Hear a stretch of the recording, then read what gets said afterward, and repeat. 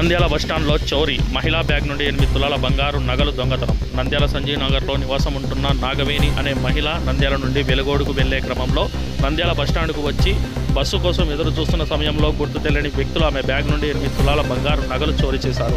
Nandyal 1 town police స్టేషన్లో ఫిర్యాదు చేసిన బాధితురాలు కేసు దర్యాప్తు చేసి దొంగలను పట్టుకుంటామని మీడియాకు తెలియజేసిన సిఐ సుధాకర్ రెడ్డి. ఈరోజు అనగా 23/9/2025 ఉదయం 11 గంటల సమయంలో ఈ 2 టౌన్ లిమిట్స్ రామాలయం బ్యాక్ సైడ్ ఉన్నటువంటి పి నాగవేణి అనే ఒక లేడీ తన పిల్లలతో పాటు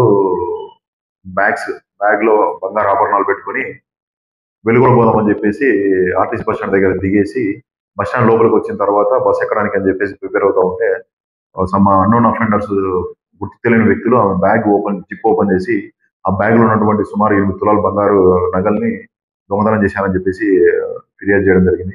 దాని మీద కేసు రిజిస్టర్ చేసి ఇన్వెస్టిగేషన్ చేస్తున్నాం. ఈ తర్వాత ఈ అందరికీ అప్పీల్ ఏమంటే పోలీస్ తరఫున ఈ బస్ స్టాండ్ లో బస్సు ప్రయాణం చేసే ప్రయాణికులందరికీ విజ్ఞప్తి ఏమంటే ఈ గోల్డ్ ఆభరణాలు ఏమైనా సరే బ్యాగ్ లో పెట్టుకొని ట్రావెల్ చేయాలనుకునే వాళ్ళు కొంచెం వాటి మీద జాగ్రత్త వహించాలని చెప్పేసి పోలీస్ శాఖ తరఫున తెలియజేస్తుంది.